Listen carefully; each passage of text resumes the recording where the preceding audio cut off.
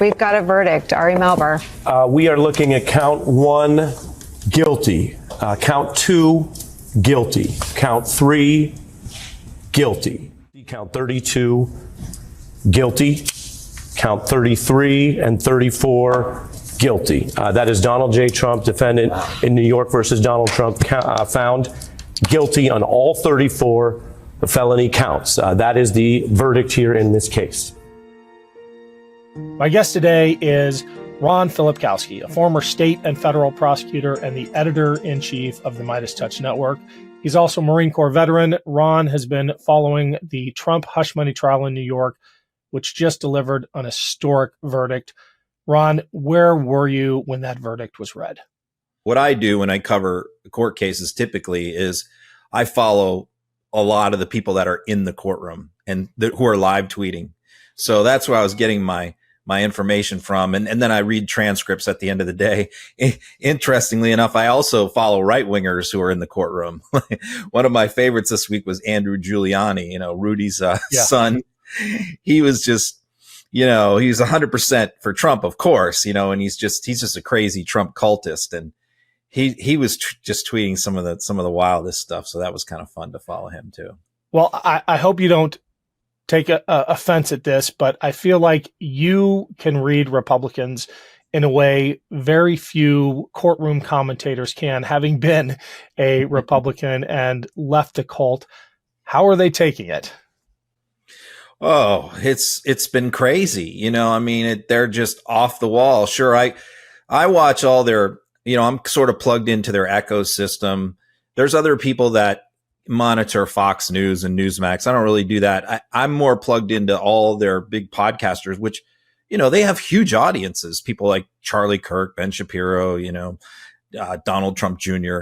So these are the sort of the world that I'm plugged into. And of course, they're just off the wall, out of control. But I expected that. I guess what I was really also looking at was the other Republicans, the non-MAGA, your Mitch McConnells, even your Lindsey Grahams and some of these other people, Ron DeSantis, Nikki Haley. What were they going to say? What were they going to do? I was sort of hoping that at the very least we'd get silence, that they would just say nothing and leave it alone. But that's really not allowed anymore in Trump's Republican Party. And you can see his campaign manager, Chris LaCivita, who's kind of like his heavy as attack dog, has been monitoring all these accounts. And the second any Republican posts anything reasonable, like, hey, we have to respect the verdict, the Trump campaign jumps all over that person and attacks them. So that's what's happening. It's really like an organized crime operation in that respect, where if somebody steps out of line, they're going to whack you. The only Republican I've seen, prominent Republican, that posted anything reasonable was Larry Hogan, who's running for Senate in Maryland, who's trying to, of course, he's already won his Republican primary and he's running in a blue state. So I suppose he felt like he had to post something reasonable. There's one other, and I want to give him a shout out here because it took a ton of guts, and that's the college Republicans. I'm going to pull up the tweet and screen share it here. And they were attacked too by LaCivita. Oh, viciously. It takes a ton of guts to just tell the truth. And I've been monitoring some of the leading voices on the Republican Party, and you're absolutely right. It's easy on one hand to chuckle at just how unhinged it's become, but it's bordering on incitement. Some of this is potentially dangerous. I'm just going to read Mike Johnson's tweet here. Today is a shameful day in American history. The weaponization of our justice system has been a hallmark of the Biden administration. This one from former governor of Missouri. I'm not even going to say his name. The America you used to know no longer exists. Justice can no longer be found in the courts. That's some pretty inciting rhetoric. How do you feel about crossing that line? Not just criticizing a court decision, waiting for an appeal, which everyone has a right to, but saying that the justice system can no longer be trusted and we need to find justice in other ways. And there's been multiple Republican elected officials who have called for Republican prosecutors around the country to just start randomly indicting politicians, Democrats. Mike Collins, the congressman from Georgia, called for that this morning.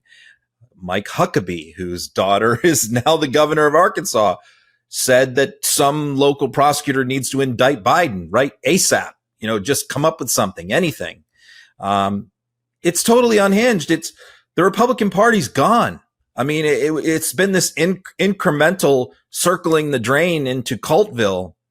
And there was a time, I think, even in 2020, I don't think they were all in on the crazy, but now they are. The handful of normal Republicans who sort of, checked everybody and keep everyone in check, they're gone. They've left. Your Kinsingers, your Cheneys, they're all excommunicated from the party. They have no say and no role. Even Ronna McDaniel, was forced out, who was fairly Trumpy, but not Trumpy enough for them. So, but that shrinks the party. The party's no longer interested in expanding their base. They're circling the wagons and doubling down and going all in on Trump. Well, let me ask you this. As someone who was once inside that circle of wagons, do the Ted Cruzes and the Josh Hawleys actually know better? Because I suspect they do. Josh Hawley went to Yale Law School, contemporary of mine. Ted Cruz is a Harvard law guy. I have to believe that it is pure cynicism on their part. I mean, there are some true believers. Nancy Mace seems like she's drunk the Kool-Aid, but a lot of these politicians seem to know better. What we saw today was an absolute travesty of justice. This was not law. This was not criminal justice. This was politics. This was a political smear job. This was an attack job. This is what you see in banana republics. Yeah, you're right. And I do sort of filter. I am sort of able to discern which ones are the true believers. And you're right. I think when Nancy Mace started out, she started going that way after Trump ripped her to shreds in 2022 and endorsed her primary opponent. She learned her lesson. And I think she did it a little bit cynically at first, but then went all in. But you're right. A Ted Cruz, I have absolutely no doubt in my mind that he drank a glass of champagne last night. Look, part of that trial was about Ted Cruz. Part of that trial was them planting fake stories about Ted Cruz's father in the Inquirer, that he, was involved in assassinating JFK. So, and I have no doubt in my mind, Ted Cruz despises Donald Trump. Marco Rubio despises Donald Trump. Ron DeSantis does. A lot of these people do that are expressing these statements of outrage. But look, they're all looking towards 2028. They're all looking for the post Donald Trump, who is going to pick up the mantle, who is going to inherit the MAGA base. When the reality is probably none of them are. This is not a movement that is, it is a personality cult around one man. It's not fungible. It's not something that can be transferred. Ron DeSantis just found that out the hard way. So all of these people like your Hawleys and your Cruzes who think that they're going to pick up the MAGA banner when Trump is gone are in for a rude awakening. I want to dive into the case itself and what's likely to happen. There's going to be an appeal, but I want to press you on this idea of the cult of personality. I absolutely understand the elements that we see of that, but I also worry that it runs deeper, and that in some ways Trump is a symptom of a deeper rot on the American political right. I agree. I don't think anyone can take the torch from him, but if he goes to jail, the MAGA movement is too entrenched. And I don't know that anyone can do what Trump is doing, but that grievance-based politics feels like it's here to stay. Yeah. The problem is the main issue is, can anyone unite them and keep them together? Because here's the reality. What you learn when you immerse yourself in their world is they all hate each other. Yeah. And there's so many rivalries between them. And they're all fighting for the same dollars and the same grifts. And, they really do despise each other. And even just look at when DeSantis ran, they were going at each other, the influencers now, like crazy, just brutally attacking each other. And I did all I could to egg that on. I was really in the middle of that, pouring gasoline on the fire, because I despise DeSantis so much. And I wanted to see MAGA take apart DeSantis, because I was hoping that would cripple him, not just this time, but for 2028. So that really is the problem. Yes. Here's the thing about the MAGA movement. If you were in the Republican Party, you really understand this, as I was, is that a lot of these people are new voters. They never voted before 2016. Many of them were not Republicans. Many of them weren't even registered to vote. So there's a big chunk of the MAGA movement, which is now a big chunk of the Republican Party, of people who have zero loyalty whatsoever to the Republican Party. They have no loyalty to their ideas. They don't know who Russell Kirk is or William F. Buckley. They don't know. They have no foundation of ideas that prop up their belief system. They just believe in a man. Yeah. And so when that man is out of the picture, that's the thing. Who can step up? The only person I can think of that is somewhat universally liked by all of them is Tucker Carlson. I was afraid you were going to say that. Yeah. And I agree. To your point about their inter-party competition, we've had Reed Galen on a few times, good friend of the show, and he makes this observation, former Republican as well, that the only people they hate more than us are each other. And that is something we can absolutely use. But I'm curious as to who you think the greater threat is. Is it the sophisticates, the Josh Hawleys and the Ted Cruzes who are looking ahead and plotting for 28? Or is it the true believers, the fanatics? And let me just read this tweet that Nancy Mace just put out. There's no difference. Putin silences Navalny. Biden's DOJ targets Trump. I mean, I speechless, right? Comparing. It's just idiocy. Yeah. And she knows better. You think she knows better? I think she does, but I also think, she's completely converted to a cultist. But I do think she knows better than that, than to compare Navalny. I mean, Navalny was, but you see, it's so hard not to take the bait on something like that, because the typical response would be to want to lay out all the reasons why the Navalny situation is different. Like he was poisoned and assassination attempt, gets out of the hospital. The second he lands back in Russia, he's arrested on no charges, has a kangaroo court, no jury, no due process, put in solitary confinement, froze, starved, tortured, and then murdered. That's a little bit different. Trump was cold in court. Trump is living in a mansion, flying in a private jet, with a fleet of lawyers. It's a little bit different. Okay. But you see, that's kind of what they want, though, is for you to take the bait and sort of come back at them with logic and reason.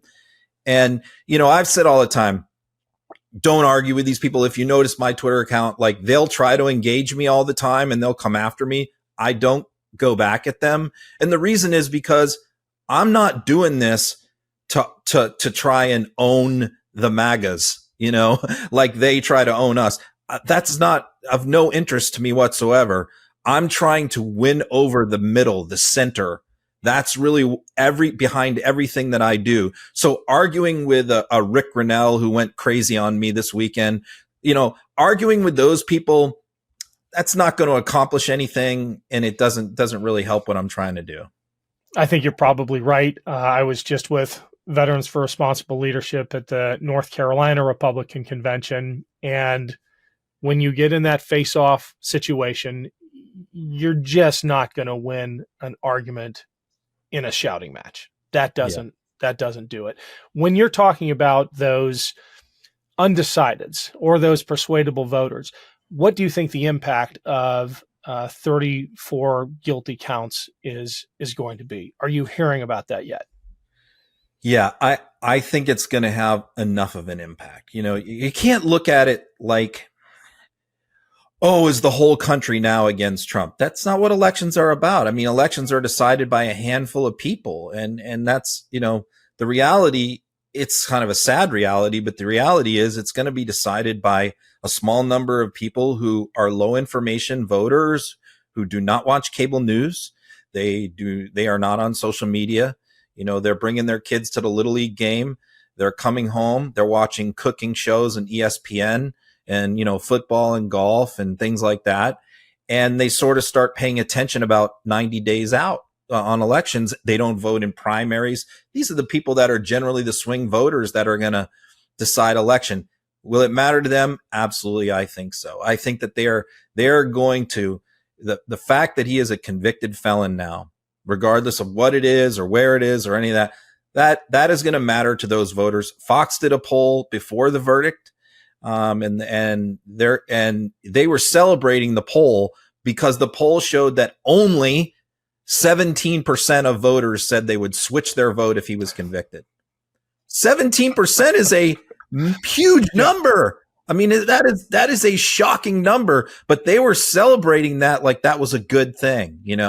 If it's 2%, that hurts Trump because Trump has only gotten 46% twice. That's the most he's ever gotten. If he goes down to 44, it's all over. Yeah. If I had those 17% in my 2018 race, I'd be a congressman now. That's a lot. that is a big number. You've also made a point of reminding people of the moral dimensions of this case, not just the legal dimensions. And this post, I think, is really important. You wrote, lost sight of while buried in all the criming is the fact that he, Donald Trump, had an affair with Karen McDougal while Melania was pregnant, and he had sex with Stormy right after she gave birth, if anyone cares about things like that anymore. I think the middle of America that you're talking about will care about things like that. They do.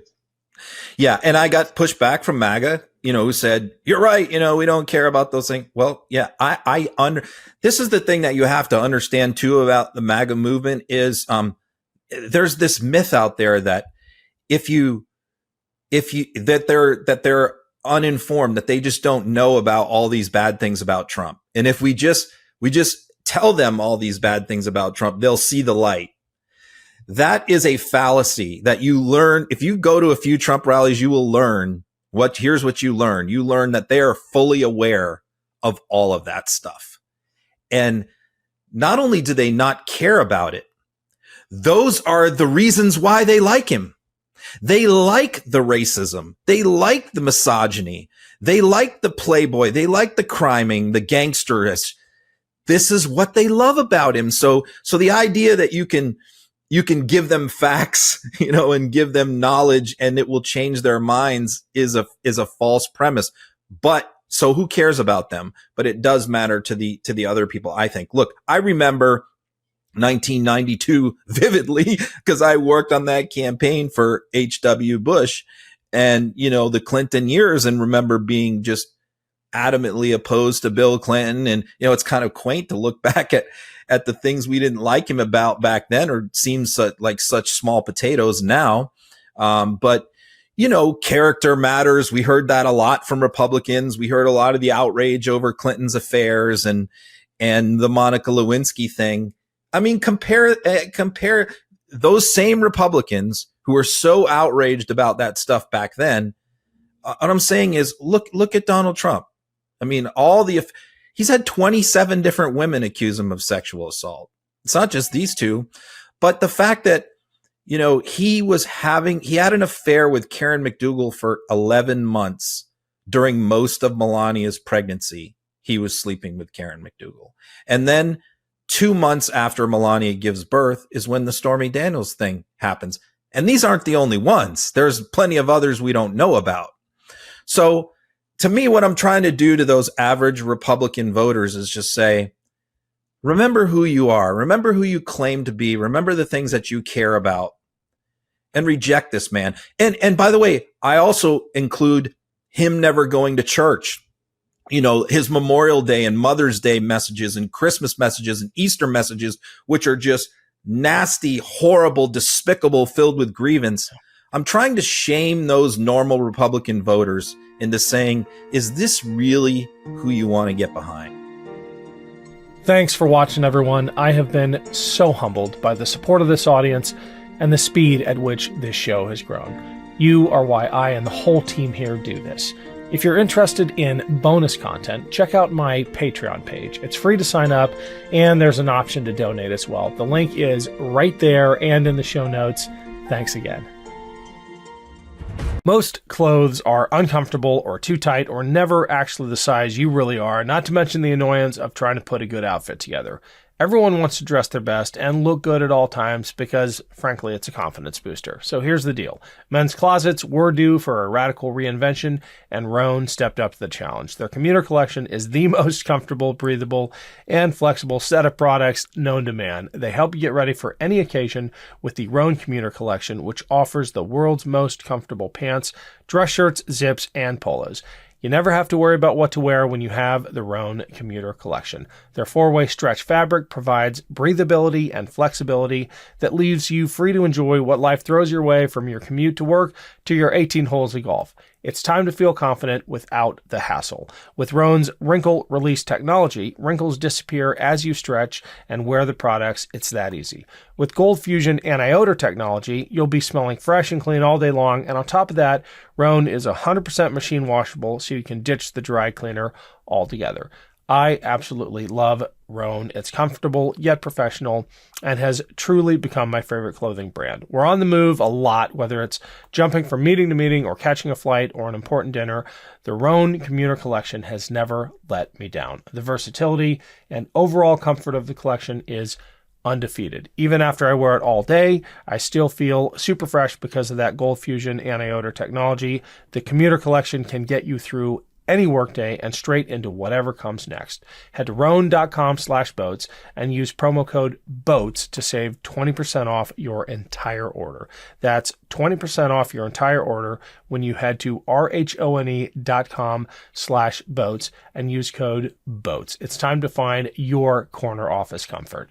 I feel like if we can do for those normal, sane Republican voters what Alvin Bragg did for those 12 jurors, the American people will reject Donald Trump in November, just like they threw the book at him in New York a couple days ago.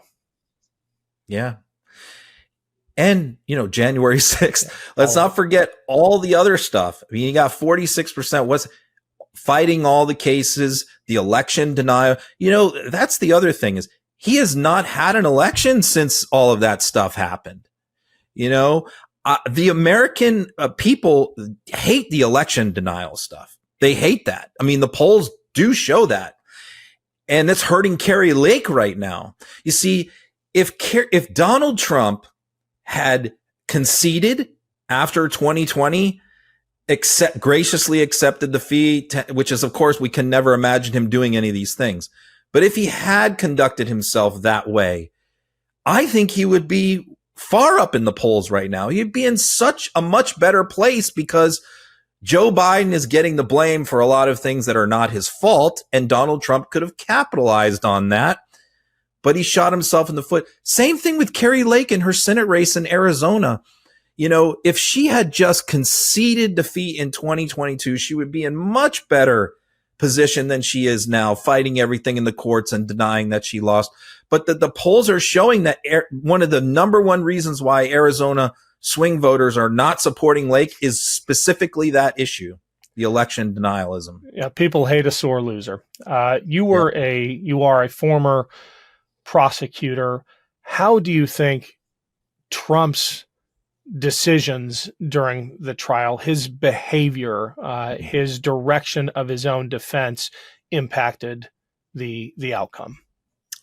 I think it had a huge impact, and calling Robert Costello as a witness, those things had a huge impact. I mean, first of all, you had Todd Blanche, the strategy of even denying that he slept with Stormy Daniels, that was a dumb strategy, because if he just conceded that point, I mean, Trump doesn't have to say it, but if his lawyer conceded that point for purposes of the defense, is just say, okay, let's assume that he did have sex. let's just get past that. But they wouldn't even concede that point, which opened the door to Stormy Daniels being able to give all of the details of that. And then, his courtroom behavior, his lawyer's courtroom behavior, because,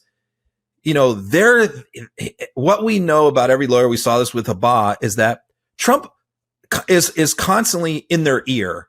And I've had many clients like that. And as a lawyer, you just have to screen it out and filter it out and not listen to your client. You have to say, look, I'm trying this case the best way I know how to try this case ethically and legally.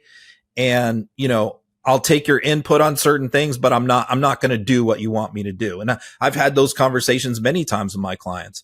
But when you sign on as a Trump lawyer, you have to understand he is in charge of the trial, and he's going to make you do things that are going to humiliate you, that are going to make you look like a fool, and that may end up costing you your bar license. And we've seen that with lawyer after lawyer after lawyer. And Todd Blanche just went through that experience. Because I don't think he would have called Robert Costello as a witness. I think that Trump and Trump world insisted upon that. Robert Costello is basically a mob lawyer. Robert Costello was sent by Rudy Giuliani to try and represent Michael Cohen, to shut him up and to keep him quiet. And that was his sole role.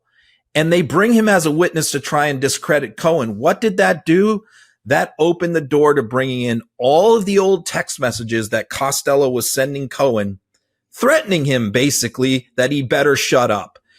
That killed them. That absolutely killed them in front of the jury. So yeah, that's sort of my take on some of the things on the trial. I want to play this quick clip of the interview the day after the verdict was delivered with Todd Blanche. I mean, the way they supplicate themselves before Trump is just humiliating. Roll the clip. How involved was Donald Trump in his own defense? I mean, what do you think? I mean, very involved. And he's a smart guy. He knows what he's doing. He jokingly said to us a lot, sometimes he wanted to be the litigator. He wanted to be the one that was actually arguing, because he's a smart guy and he knows what he's doing. We made every decision together. So one of the other elements of this whole sordid case, Ron, is the way the media made it seem like a close call. All along, they had their, I don't know if it was them trying to be even-handed, that perennial American media conceit that you have to give equal time to both sides, even though one side is clearly in the wrong in this case. But a lot of us were on pins and needles right up to the verdict, because we trusted some of the media personalities who were saying it was a close call, the prosecution didn't have its act together, defense made a strong case here and there. Obviously, totally wrong. Why does and I hate to paint with too broad of a brush, but why does the media do this time and again with Trump and the defenses he presents?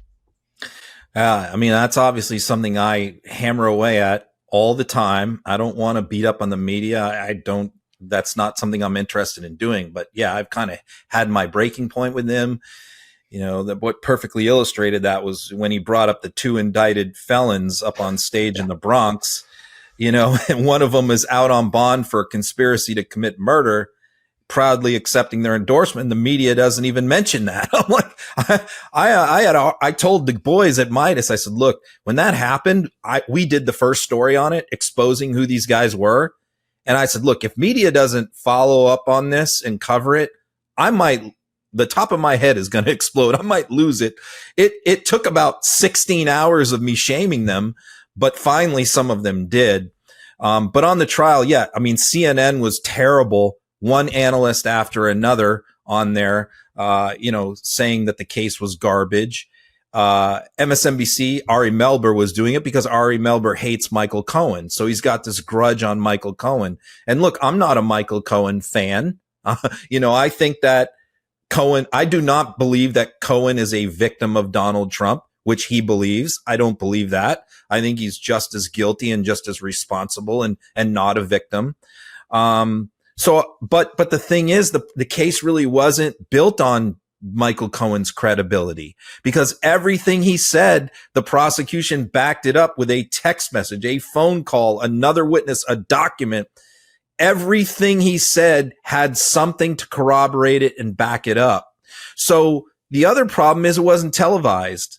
So we're having to rely on people that are inside the courtroom to get accurate information. So I followed people who were just putting out raw transcript stuff because I didn't want to get, the selective. I didn't want to, I like George Conway and other commentators that were in there, Katie Fang, but I don't want to get commentary. I wanted the raw transcript so I could see for myself. And what I was reading that was happening was not matching up with what these commentators were saying on TV. Well, I think it shows that Trump's media strategy, in a way, was effective. He was presenting a defense as if it was a political campaign, which works on the campaign trail, but it does not work in a serious courtroom. So what we were seeing from the outside, if you watch CNN and the other main news channels, was a political campaign. What the jury saw was a legal argument. Yep, exactly right. I mean, his strategy of that, it's just a dumb strategy because he was reading these articles so there was two parts to his PR campaign during this trial. One is to read articles from quote unquote legal scholars, which was, the same four people over and over again. Andy McCarthy from National Review, Turley, Greg Jarrett from Fox, Tom Fitton, who's not a lawyer, and reading these same people's news articles every single day. I can see doing that once or twice, but when you do that every single day for 4 weeks, it kind of loses its effectiveness. And then you're saying every legal scholar agrees that they have no case. Then why are you citing the same four people every day? If they all agree, why don't you bring in some other articles from somebody else other than Fox people? So and then the second part of his strategy was to do these dog and pony shows outside the courthouse with members of Congress, who are flying up there and driving up there to kiss the ring and to go out there and shill for him. And that, of course, that had a couple of funny moments where my brigade of hecklers, who I communicate with on a regular basis, got some of them to travel to New York and show up. And that kind of ruined one of their press conferences when they started yelling and screaming at him. The other funny moment was, to me, was Bob Good, who is the chair of the House Freedom Caucus, from Virginia, who went all the way up there to shill for Trump. And then 2 days later, Trump endorses his opponent and says Bob Good is bad for the USA. And Good was just up at his trial 2 days before. An aside about the articles that he's reading out on the courthouse steps. Have you heard about his human printer? The woman who travels around with him Natalie Harp with a battery powered printer to give him paper copies to read on camera. That's Natalie Harp. So what we also found out during this fiasco was that she now has access to his Twitter account his True Social account. Because it used to be, we found out during the Engoron civil trial under oath that Dan Scavino has always had access to his Twitter account for years, which most of us thought that, but we couldn't really, because he was always Trump's social media director, former golf caddy, and turned into, he went from Trump's golf caddy to his social media director, always hiring the most qualified people, right? So how did we find out that Scavino has access to Trump's Twitter account is because Trump tried to blame some of the gag order violations on Scavino. They suggested that it could have been Scavino that posted some of those things. So we found out that. And then we found out in this trial that Natalie Harp was posting stuff from his account because she posted something in the middle of the trial that he was forced to take down. And I'm drawing a blank on it right now, but it was Natalie Harp that did that. So she is the one who is the human printer. She's a former OAN correspondent, I believe, sort of like Christina Bobb was. That's how he finds his people. And she is paid $108,000 a year to follow him around with that wireless printer. And a lot of that is to stroke his ego. You know, he loves having people saying positive things about him. So she just prints out articles all day long and gives it to him to make him feel good.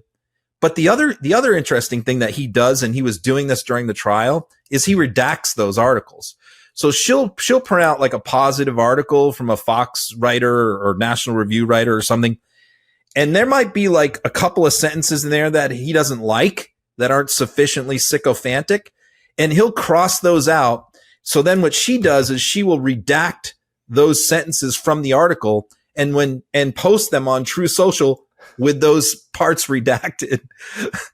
It's literally fake. The fake news is Donald Trump, you know? It seems like a perfect modern representation of the king has no clothes allegory.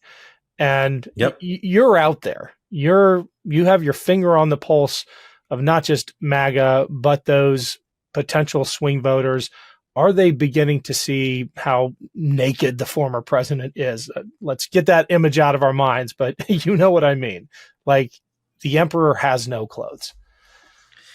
Yeah, it's a good analogy. I've heard that one before. I use like the Wizard of Oz all the time, which is like, you know, he's like, you think he's this all powerful, you know, don't look at the man behind the curtain, because then, you know, in the Wizard of Oz, you look and he's just an old man, you know, it's just this meek old man who's pretending to be this false bravado thing. And that's, to me, that's Donald Trump to a T. You know, he's like the Wizard of Oz.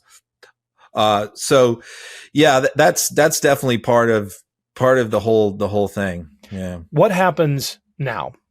Obviously, he's entitled to an appeal. Where does that appeal go? I know part of the answer, and it's not good for Trump, but how does this play out legally from here? And then we'll talk about the politics. Yeah, legally, it's an interesting thing because, first of all, most 95% of people who are convicted at a jury trial of a felony go to jail right then and there until their sentencing. Sentencings are typically scheduled a month or two out, so that was not unusual that this sentencing was scheduled in July. Pretty standard stuff there. But, you know, Mershon didn't even consider taking him into custody. So for all this talk about how unfair he is, Donald Trump violated the gag order 10 times. He didn't do anything to Donald Trump. He could have jailed him on each of those occasions. He let him go to Barron's graduation. There's no criminal defendant in America anywhere ever who would be in the middle of a trial who would get that trial off to go to a graduation. I've been a criminal lawyer 30 years. I've never seen anything like that happen.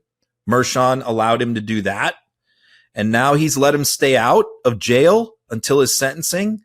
But of course, you know, MAGA will never, and Trump will never say, look, those things are fair. The other thing is that the objections, you know, on right-wing media, if you watch Fox, they'll say over and over again, Mershon overrules all the defense's objections.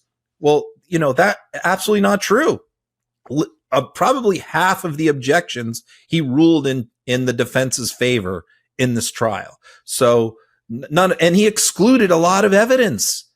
He excluded, the jury could not know that Trump had the affair with Karen McDougal while Melania was pregnant.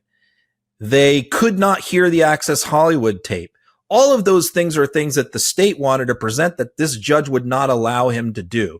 So I think it's important to point out that Mershon has, up to this point, when we're talking about sentencing, has bent over backwards for Trump, but you'll never hear that in the media. Okay. Now, as far as sentencing goes, again, most people convicted of felony are going to get some jail time. Maybe not state prison, because these are fraud charges, not violent charges. So maybe not state prison, but some jail time, 30 days in jail, followed by probation. But I suspect that he won't do that either. I suspect he'll sentence him to probation, which is still significant. but it's certainly possible that he's going to send him to jail. And by the way, the sentencing date is 4 days before the Republican National Convention. So he's going to go to the Republican National Convention either from a phone in the inside of a jail cell or while on felony probation. With an ankle bracelet around his golden sneakers.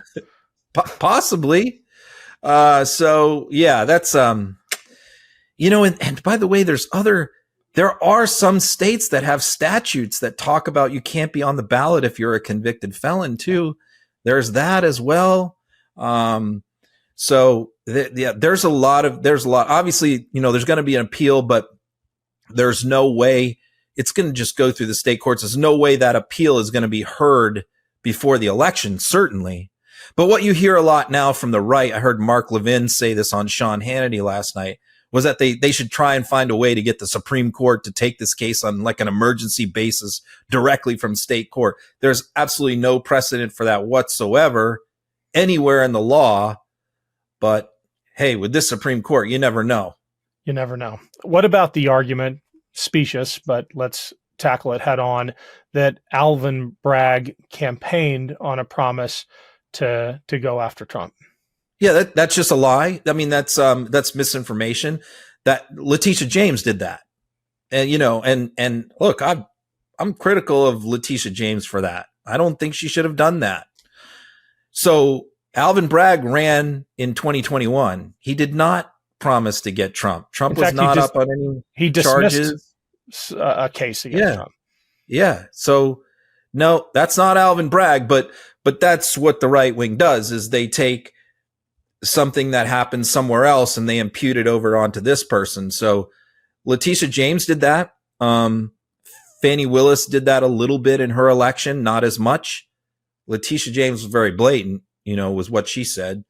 But no, Alvin Bragg never did that. And Alvin Bragg, his prosecution team was so good. So good. I mean, I made fun of Joshua Steinglass's 7-hour closing argument. And, as I'm doing that, I'm just thinking, because all the press were up in arms. There's things that the press whines about because of their own personal schedules that the American public don't. I don't think the American public really cared that much, and it seemed like the jury didn't care either that his closing argument went on for 7 hours, but all the media was bitching about it. Well, the jury came through. They did their jobs, and what an endorsement of America and our system. How do Democrats use this going into November? The nominee for the Republican Party for president now can't own a gun, can't vote, but he's their guy for president. How do we message that in the most effective way to go after the voters that you're talking to? Yeah. So the Biden campaign was really careful not to comment on this trial very much. I mean, Biden made a couple little cracks about it. And of course, every time he makes the slightest little comment, I think he made one comment like, "Oh, I hear he has Wednesdays off." He made that little comment, which Trump, that just infuriates them. It infuriates MAGA when Biden does that. So I did not want them to get involved in this. I did not want them to. I was a little taken aback by the De Niro thing. I didn't really understand it at first. I came around on it a little bit later, just because I think it came off okay. But I really wanted them to stay away from this trial because I didn't want to feed the narrative that this was politically driven and Biden was behind it. However, now that he has been convicted, my position has changed, because now I think they freely should comment on the fact that he's a convicted felon and what he did and all of that. I think that they will do that. The other thing that Biden has done in the last couple of weeks that I've been lobbying for, and we at Meidas do have connections with the Biden campaign, and we talk to them regularly and give them our input. They don't always listen, but we tell them what we think. And one of the things we've been pushing for a long time is to start talking about Trump being mentally unfit, for them to, there's something psychologically wrong with him. And he's a psychopath. And, they sort of haven't made that argument, and media doesn't talk about that very much, that he's possibly mentally ill. I believe he is. But this week, Biden added that to his stump speech. He added the line that said, something has snapped. This is the new line. Something snapped in Donald Trump's brain after he lost the election, and he's not the same person he was then. He's come unglued and unhinged. I think that's a really effective line, and I think that Biden should use it, because I've been using this for years. I've been saying, okay, my goal in this campaign, because coming into 2024, the American public believed that Biden was old and senile, a big percentage, and Trump was not. And I'm watching Trump and saying, Trump makes more gaffes and more mistakes and says more crazy things and gets names wrong and dates wrong and places wrong more than Biden. So we at Meidas need to start highlighting the gaffes, highlighting the craziness, the mistakes that he makes, because that's what the right does to Biden. And the goal was, if we get to the end of this campaign and the American voter says, you know what, they're both really old, that's a win for us. Yeah. That's a win. But the ultimate win would be if we can get to the end of this campaign and the American public says, you know what, they're both really old, but Trump is old and crazy. Yep. And that's, I think, happening. I want to end on a serious note, because there's this temptation now to high five all the way to the election. But how worried are you about violence between now and then? I saw some of the crowds outside the courthouse. As you well know, I produced the movie with Ben and the MeidasTouch Network about vets and violent extremism. I think there's real potential for the former president pushing his supporters over the line. Yeah, he'll keep pushing, and not just him. The influencers, and it's actually more them that incite. I mean, the influencer are the ones who organized January 6th. Yeah. Trump just gave the broad brushstrokes, come and make it wild, and we got to fight like hell and all that. But it was the influencers that really did the dirty work for him. Now, I will say the way that the DOJ has prosecuted January 6th cases has had a huge impact on MAGA. I see this all the time, that this was really like a bucket of cold water being dumped over their head, to where they do now fully understand that if they cross the line in this area, they could end up in prison for a number of years.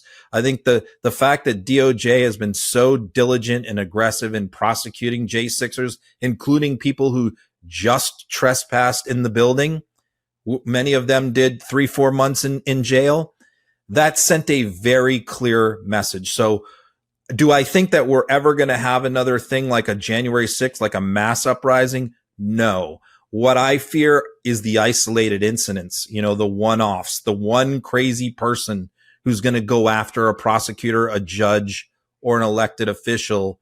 And that is a very real threat. And you mentioned vets, and sadly, so many of these incidents involve vets. Yeah.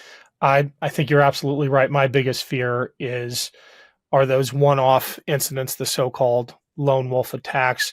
The exception I would take is that if Trump is reelected, all bets are off. If he pardons the J6 insurrectionists, our entire system falls apart. The very idea of law and order crumbles around us, along with democracy itself. Ron, any final words? I know you got to go. Well, and if he goes to jail, then all bets are off. We don't know how they would react to that. Yeah. I think that would be a different level of insanity. I mean, that could produce more of a January 6th type event if that happened. But look, the people in the system are very courageous, You know, these are people like an Alvin Bragg, a Fannie Willis, a Judge Mershon, and Engeron, who are marked people for the rest of their lives. They have to look over their shoulder every time they start their car, you know, but yet they all have, unlike elected Republicans, they all have the courage to say, I don't care. I'm willing to accept that responsibility and to do my job and uphold the Constitution and my duty. So I think that the rule of law and the courts are holding, and the institutions are holding, and that is the key, you know. And as long as that, despite Republicans' best efforts to destroy our institutions, whether it's the universities, the public schools, scientists, the medical profession, you know, you name it, the courts, the military, despite the right's efforts to tear down our institutions, they continue to hold so far. And I would submit that the most heartening example of that are those 12 ordinary Americans who held the line and delivered those 34 guilty verdicts. That took real guts. They'll never get credit. I hope they never do, because they'll be marked as well if they're ever identified. Ron, thank you so much. Let's do it again soon. Sure, you got it. Thanks. Love this video? Make sure you stay up to date on the latest breaking news and all things Meidas by signing up to the MeidasTouch newsletter at MeidasTouch.com/newsletter.